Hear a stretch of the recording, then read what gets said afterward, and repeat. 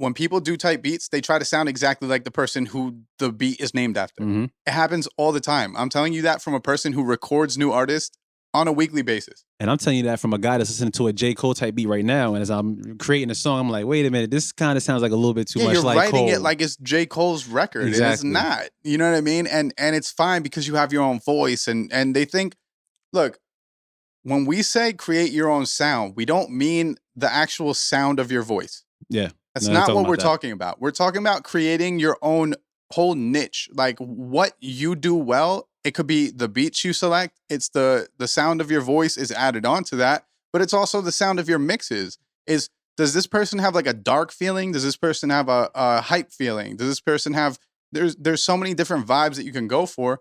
But like when we say create your own sound, we're not saying like if you screech on a record and it's a Travis Scott beat and you screech on it so you don't sound like Travis Scott, now it's your sound. It's still a Travis Scott beat. Yeah. It doesn't matter what you did vocally on it. It's still a Travis Scott type beat. And people are going to go, yo, it sounds like a Travis Scott beat. Because even when you look at it, right, before there was no Travis Scott type beats. And until you start making your own sound, then all of a sudden there's Travis Scott type beats. Like even right now, there's no Bailz Pagliacci beats, but the more and more I do, more and more I collaborate and the more my name gets out there, guess what? There's going to be Bailz Pagliacci type beats out there. And why don't people reach to make their own sound of type beat? Like, why aren't people trying avidly to create their own sound so people can go out there and produce them type beats? Yep.